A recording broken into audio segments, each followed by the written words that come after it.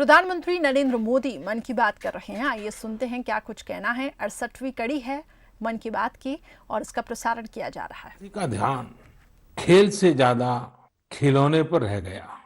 हर किसी के आकर्षण का केंद्र खेल नहीं रहा, खिलौना बन गया। जो बच्चा कल तक सबके साथ खेलता था, सबके साथ रहता था, घुल मिल जाता था, खेल में डूब जाता था, वो अब दूर रहने लगा। एक तरह से बाकी बच्चों से भेद का भाव उसके मन में बैठ गया। महंगे खिलौने में बनाने के लिए भी कुछ नहीं था, सीखने के लिए भी कुछ नहीं था। यानी कि एक आकर्षक खिलौने ने एक उत्कृष्ट बच्चे को कहीं दबा दिया, छिपा दिया, मुरझा दिया। इस खिलौने ने धन का, संपत्ति का, जरा बड़प्पन का प्रदर्शन कर लिया, लेकिन उस बच्चे की क्रिएटिव स्पिरिट को बढ़ने और संवरने से रोक दिया। खिलौना तो आ गया, पर खेल खत्म हो गया और बच्चे का खिलना भी खो गया। इसलिए गुरुदेव कहते थे कि खिलौने ऐसे होने चाहिए जो बच्चे के बचपन को बाहर लाएं, उसकी क्रिएटिविटी को सामने लाएं। बच्चों के जीवन के अलग अलग पहलू पर खिलौनों का जो प्रभाव है, इस पर राष्ट्रीय शिक्षा नीति में भी बहुत ध्यान दिया गया है। खेल खेल में सीखना, खिलौने बनाना सीखना, खिलौने जहां बनते हैं वहां की विजिट करना, इन सबको करिकुलम का हिस्सा बनाया गया है। साथियों, हमारे देश में लोकल खिलौनों की बहुत समृद्ध परंपरा रही है। कई प्रतिभाशाली और कुशल कारीगर हैं जो अच्छे खिलौने बनाने में महारत रखते हैं। भारत के कुछ क्षेत्र टॉय क्लस्टर्स यानी खिलौने के केंद्र के रूप में भी विकसित हो रहे हैं।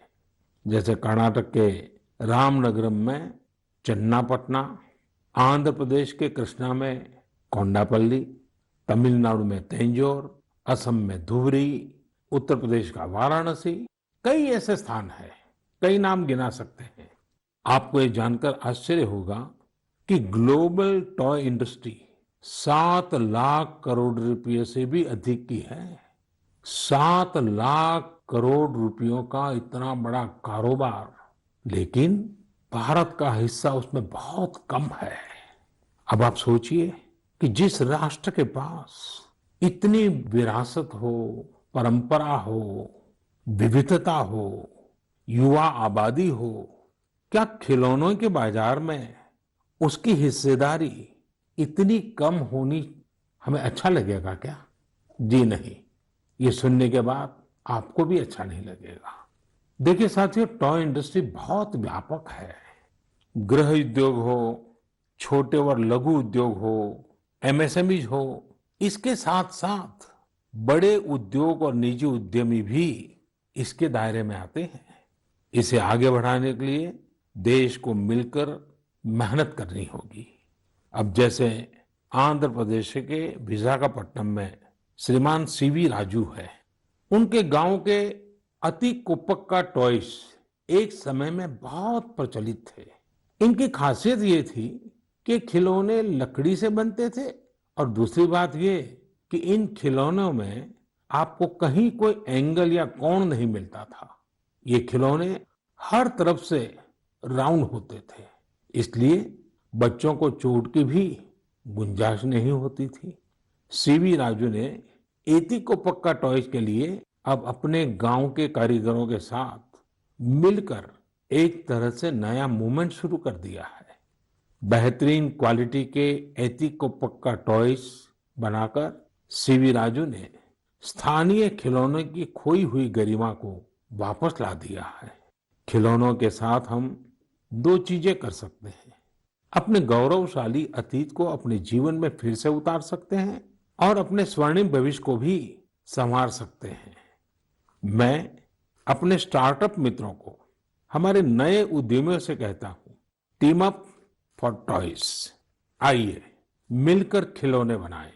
अब सभी के लिए लोकल खिलौनों के लिए वोकल होने का समय है। आइए हम अपने युवाओं के लिए कुछ नए प्रकार के अच्छी क्वालिटी वाले खिलौने बनाते हैं। खिलौना वो हो जिसकी मौजूदगी में बचपन खिले भी, खिल खिलाए भी। हम ऐसे खिलौने बनाएं जो पर्यावरण के भी अनुकूल हो। साथियों, इसी तरह अब कंप्यूटर और स्मार्टफोन के इस जमाने में कंप्यूटर गेम्स का भी बहुत ट्रेंड है। ये गेम्स बच्चे भी खेलते हैं, बड़े भी खेलते हैं। लेकिन इनमें भी जितने गेम्स होते हैं, उनकी थीम्स भी अधिकतर बाहर की ही होती है। हमारे देश में इतने आइडियाज हैं, इतने कंसेप्ट्स हैं, बहुत समृद्ध हमारा इतिहास रहा है। क्या हम उन पर गेम्स बना सकते हैं? मैं देश के युवा टैलेंट से कहता हूं, आप भारत में भी गेम्स बनाइए और भारत के भी गेम्स बनाइए। कहा भी जाता है, लेट द गेम्स बिगिन। तो चलो खेल शुरू करते हैं। साथियों, आत्मनिर्भर भारत अभियान में वर्चुअल गेम्स हो, टॉयज का सेक्टर हो, सबने बहुत महत्वपूर्ण भूमिका निभानी है और ये अवसर भी है। जब आज से 100 वर्ष पहले असहयोग आंदोलन शुरू हुआ तो गांधी जी ने लिखा था कि असहयोग आंदोलन देशवासियों में आत्मसम्मान और अपनी शक्ति का बोध कराने का एक प्रयास है। आज जब हम देश को आत्मनिर्भर बनाने का प्रयास कर रहे हैं तो हमें पूरे आत्मविश्वास के साथ आगे बढ़ना है। हर क्षेत्र में देश को आत्मनिर्भर बनाना है। असहयोग आंदोलन के रूप में जो बीज बोया गया था, उसे अब आत्मनिर्भर भारत के वटवृक्ष में परिवर्तित करना हम सबका दायित्व है। मेरे प्यारे देशवासियों, भारतीयों के इनोवेशन और सॉल्यूशन देने की क्षमता का लोहा हर कोई मानता है। और जब समर्पण भाव हो, संवेदना हो, तो ये शक्ति असीम बन जाती है। इस महीने की शुरुआत में देश के युवाओं के सामने एक ऐप इनोवेशन चैलेंज रखा गया। इस आत्मनिर्भर भारत ऐप इनोवेशन चैलेंज में हमारे युवाओं ने बढ़ चढ़कर के हिस्सा लिया। करीब 7,000 एंट्रीज आई। उसमें भी करीब करीब 2/3 ऐप्स टियर 2 और टियर 3 शहरों के युवाओं ने बनाए हैं। ये आत्मनिर्भर भारत के लिए, देश के भविष्य के लिए बहुत शुभ संकेत है। आत्मनिर्भर ऐप इनोवेशन चैलेंज के रिजल्ट्स देखकर आप जरूर प्रभावित होंगे। काफी जांच परख के बाद अलग अलग कैटेगरी में लगभग 2 दर्जन ऐप्स को अवार्ड भी दिए गए हैं। आप जरूर इन ऐप्स के बारे में जानें और उनसे जुड़े। हो सकता है आप भी ऐसा कुछ बनाने के लिए प्रेरित हो जाए। इनमें एक ऐप है कुटुकी किड्स लर्निंग ऐप। ये छोटे बच्चों के लिए ऐसा इंटरेक्टिव ऐप है जिसमें गानों और कहानियों के जरिए बात बात में ही बच्चे मैथ, साइंस में बहुत कुछ सीख सकते हैं। इसमें एक्टिविटीज भी हैं, खेल भी हैं। इसी तरह एक माइक्रो ब्लॉगिंग प्लेटफॉर्म का भी ऐप है।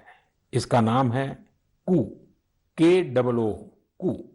इसमें हम अपनी मातृभाषा में टेक्स्ट, वीडियो और ऑडियो के जरिए अपनी बात रख सकते हैं, इंटरेक्ट कर सकते हैं। इसी तरह चिंगारी ऐप भी युवाओं के बीच काफी पॉपुलर हो रहा है। एक ऐप है आस्क सरकार। इसमें चैटबॉट के जरिए आप इंटरेक्ट कर सकते हैं और किसी भी सरकारी योजना के बारे में सही जानकारी हासिल कर सकते हैं, वो भी टेक्स्ट, ऑडियो और वीडियो तीनों तरीकों से। ये आपकी बड़ी मदद कर सकता है। एक और ऐप है स्टेप सेट गो। ये फिटनेस ऐप है। आप कितना चले, कितनी कैलोरीज बर्न की, ये सारा हिसाब ये ऐप रखता है और आपको फिट रहने के लिए मोटिवेट भी करता है। मैंने कुछ ही उदाहरण दिए हैं। कई और ऐप्स ने भी इस चैलेंज को जीता है। कई बिजनेस ऐप्स हैं, गेम्स के ऐप्स हैं, जैसे is equal to books and expense, Zoho workplace, FTC talent, आप इनके बारे में नेट पर सर्च करिए, आपको बहुत जानकारी मिलेगी। आप भी आगे आए, कुछ इनोवेट करें, कुछ इम्प्लीमेंट करें। आपके प्रयास आज के छोटे छोटे स्टार्टअप्स कल बड़ी बड़ी कंपनियों में बदलेंगे और दुनिया में भारत की पहचान बनेंगे। और आप ये मत भूलिए कि आज जो दुनिया में बहुत बड़ी बड़ी कंपनियां नजर आती है ना, वे भी कभी स्टार्टअप हुआ करती थी। प्रिय देशवासियों, हमारे यहाँ के बच्चे, हमारे विद्यार्थी अपनी पूरी क्षमता दिखा पाए, अपना सामर्थ्य दिखा पाए, इसमें बहुत बड़ी भूमिका न्यूट्रिशन की भी होती है, पोषण की भी होती है। पूरे देश में सितंबर महीने को पोषण माह, न्यूट्रिशन मंथ के रूप में मनाया जाएगा। नेशन और न्यूट्रिशन का बहुत गहरा संबंध होता है। हमारे यहाँ एक कहावत है, यथा अन्नम तथा मन्नम, यानी जैसा अन्न होता है वैसा ही हमारा मानसिक और बौद्धिक विकास भी होता है। एक्सपर्ट्स कहते हैं कि शिशु को गर्भ में और बचपन में जितना अच्छा पोषण मिलता है उतना अच्छा उसका मानसिक विकास होता है और वो स्वस्थ रहता है।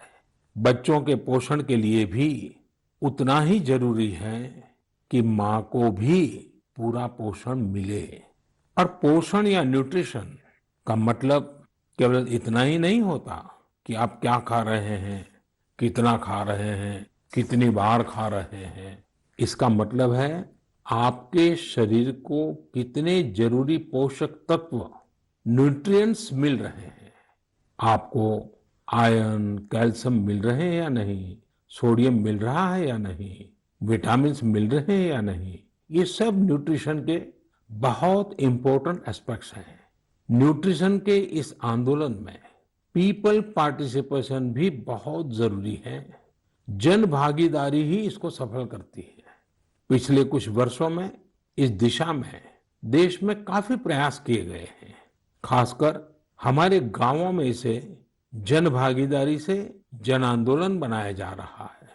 पोषण सप्ताह हो, पोषण माह हो, इनके माध्यम से ज्यादा जागरूकता पैदा की जा रही है। स्कूलों को जोड़ा गया है, बच्चों के लिए प्रतियोगिताएं हो, उनमें अवेयरनेस बढ़े, इसके लिए भी लगातार प्रयास जारी हैं। जैसे क्लास में एक क्लास मॉनिटर होता है, उसी तरह न्यूट्रिशन मॉनिटर भी हो, रिपोर्ट कार्ड की तरह न्यूट्रिशन कार्ड भी बने, इस तरह की भी शुरुआत की जा रही है। पोषण माह, न्यूट्रिशन मंथ के दौरान माय गॉव पोर्टल पर एक फूड एंड न्यूट्रिशन क्विज भी आयोजित की जाएगी और साथ ही एक मीम कंपटीशन भी होगा। आप खुद पार्टिसिपेट करें और दूसरों को भी मोटिवेट करें। साथियों, अगर आपको गुजरात में सरदार वल्लभ भाई पटेल के स्टैच्यू ऑफ यूनिटी जाने का अवसर मिला होगा और कोविड के बाद जब वो खुलेगा और आपको जाने का अवसर मिलेगा, तो वहाँ एक यूनिक प्रकार का न्यूट्रिशन पार्क बनाया गया है। खेल खेल में ही न्यूट्रिशन की शिक्षा आनंद प्रमोद के साथ वहाँ जरूर देख सकते हैं। साथियों, भारत एक विशाल देश है। खान पान में ढेर सारी विविधता है। हमारे देश में 6 अलग अलग ऋतुएं होती हैं। अलग अलग क्षेत्रों में वहाँ के मौसम के हिसाब से अलग अलग चीजें पैदा होती हैं। इसलिए ये बहुत ही महत्वपूर्ण है कि हर क्षेत्र के मौसम, वहाँ के स्थानीय भोजन और वहाँ पैदा होने वाले अन्न, फल, सब्जियों के अनुसार एक पोषक, न्यूट्रिएंट रिच डाइट प्लान बने। अब जैसे मिलेट्स, मोटे अनाज, रागी है, ज्वार है, ये बहुत उपयोगी पोषक आहार है। एक भारतीय कृषि कोष तैयार किया जा रहा है। इसमें हर एक जिले में क्या क्या फसल होती है, उनकी न्यूट्रिशन वैल्यू कितनी है, इसकी पूरी जानकारी होगी। ये आप सबके लिए बहुत बड़े काम का कोष हो सकता है। आइए, पोषण माह में पौष्टिक खाने और स्वस्थ रहने के लिए हम सभी को प्रेरित करें।